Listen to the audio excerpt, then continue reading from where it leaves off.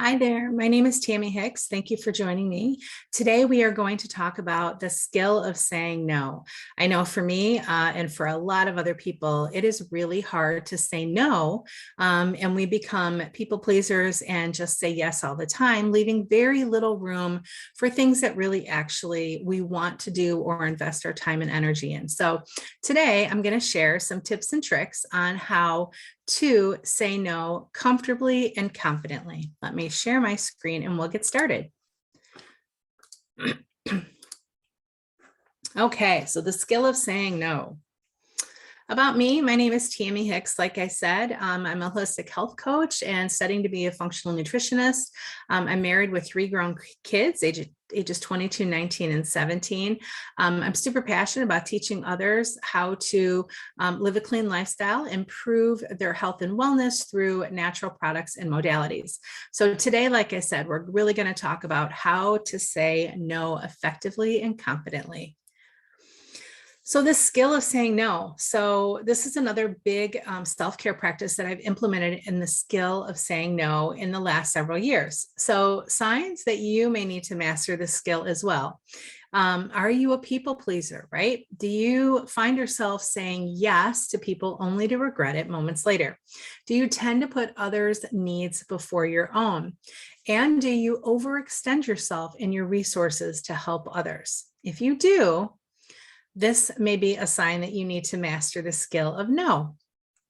So some of the benefits of saying no is saying no allows you to choose where you put your time and energy, making you feel more in control of your life instead of life controlling you. To become your true authentic self, you can't continually bend to meet the needs of others, and you have to decide, but you have a choice, right?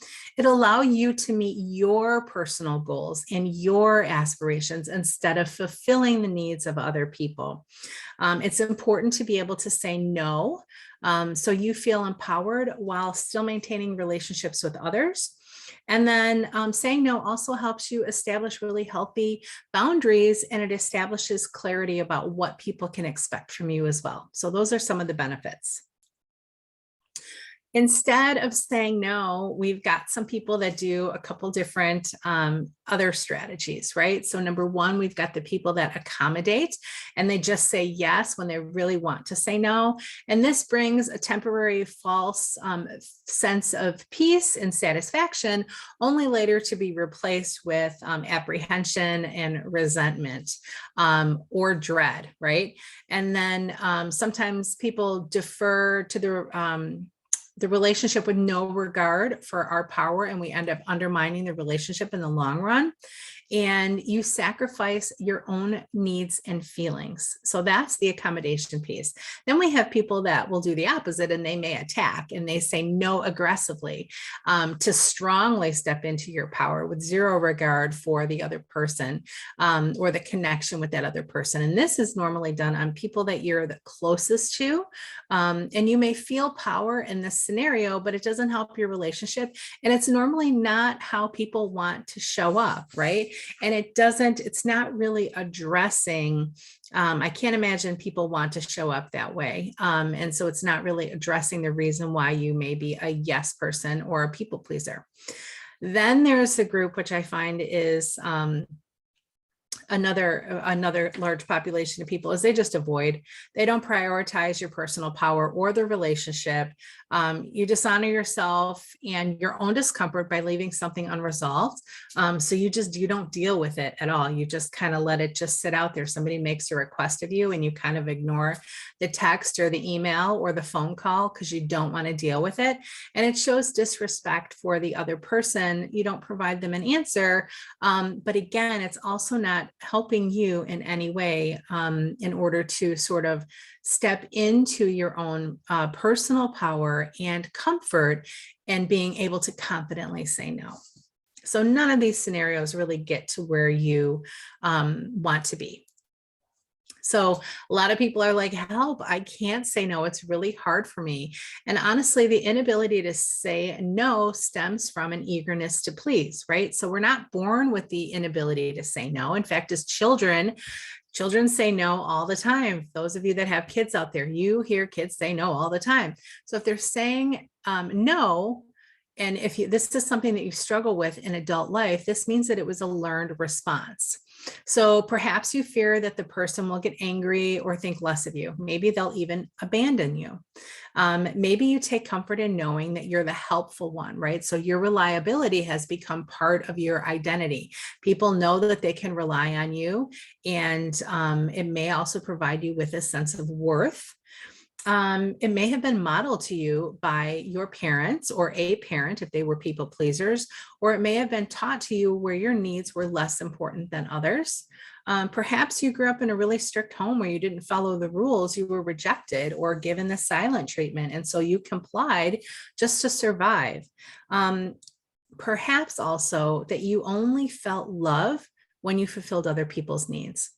So look at this list of reasons. They almost all stem from childhood. So you are now an adult, and it's okay to step into your power and to own your future and to nurture your own wants and needs.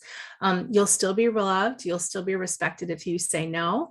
But look at some of these words: abandonment, identity, worthiness, modeling, rejection, and love. These are some pretty deep feelings and words. So if this is you, and this is why you have trouble saying no, hug that inner child and let them know it's okay to say no. And it's okay to, for you to put yourself in your needs on the list. So identifying when you need to say no. So a helpful strategy is to gain clarity first on the things that you want to say yes to. So practicing self-care also means knowing what's important for you in your life, what you need to do to reach your goals, dreams, and aspirations. So make a list of your top 3 priorities or goals and understand that they may change over time. Post these priorities where you're going to see them. So in your bathroom, on your desk, in your car, on your nightstand, wherever you're going to see this list of priorities. And when someone asks something of you, check to see if it will serve any of the things that you have decided that you want to put your energy and time towards. And so if the answer is a yes, feel free to answer the inquiry affirmatively. Feel free to say yes. If it's not in line with your objectives, feel free to say no.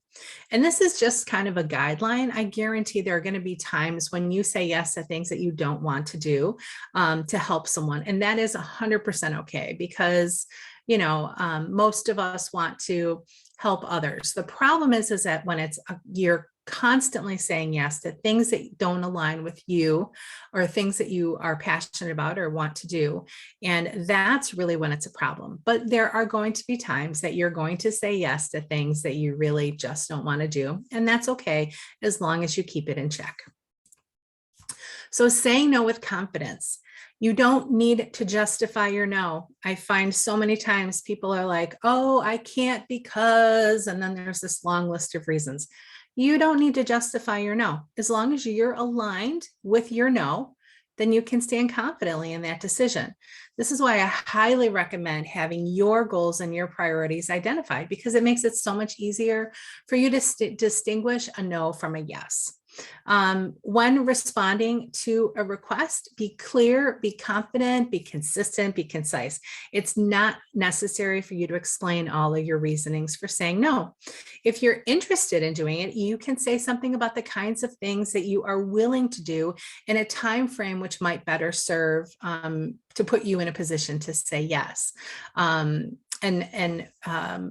It's okay to take a little time to think about things. You don't have to say yes right on the spot or no right on the spot.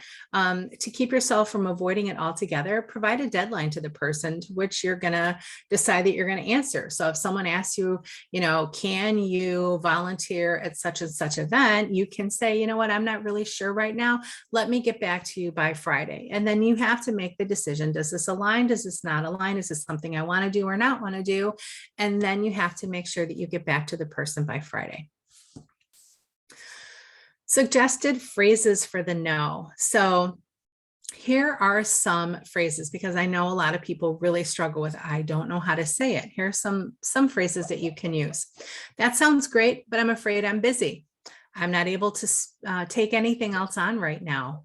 That sounds like a great opportunity, but I'll have to pass it this time. Thank you for thinking of me, but this just isn't me. I won't be answering emails outside of work hours, right? So that's a good boundary. I'd love to, but I just don't have the capacity right now. That doesn't fit in my schedule. I won't be able to help at this time. I have a policy, ... and you can put that in place. I have a policy of, only taking Fridays off. Like if somebody asked you to do something on a Friday, I have a policy that I only spend time with my family on Fridays, right? So you can use, I have a policy. I'd rather say no now than disappoint you later. That's another good one. I only volunteer in connection with a particular cause. And lastly, this doesn't align with my personal goals at this time. So these are all some phrases that you can use to say no confidently. So some of the benefits of saying no are huge. So the benefits, being able to say no enables you to be more honest and authentic with yourself and with others. You'll be more joyful and more at peace with yourself instead of trying to find fulfillment from others. I found that, like I said, I used to throw myself under the bus all the time to do for others because it gave me a sense of worthiness, right? And then I would resent and just really not feel at ease or at peace. And the benefit of saying no to things now allows me to stand confidently and knowing that I have a voice, and my voice, it's okay to have a voice, and that I have goals and I know what they are. And a lot of the things people are asking me to do are just not in alignment with that.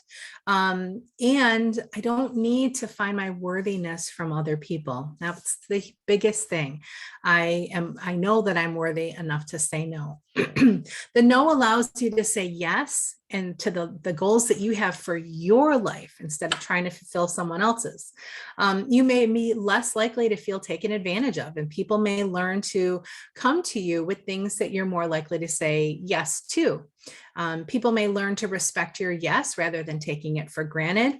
And you may find that your resources are allocated more appropriately, and your connection to and communication with others may be healthier as well. I love this book. It's How to Say No Without Feeling Guilty and Say Yes to More Time and What Matters Most to You by Patty Brightman and Connie Hatch. This is a really nice book that gives you some tips and tricks on how to say no and do it confidently, and to help you reach the goals that you're looking for in your life. So I hope you learned a few things on how to say no and why it is important. So thank you so much for joining. If you're looking for interested in natural health solutions and tips for living a non-toxic lifestyle, please sign up for my newsletter at www.tammyhicks.com. On my website, I share all kinds of great information for a healthy and holistic lifestyle in mind, body, and spirit. And remember, take time for yourself, and that it is okay to say no. I hope you enjoyed this. Thank you so much. Take care.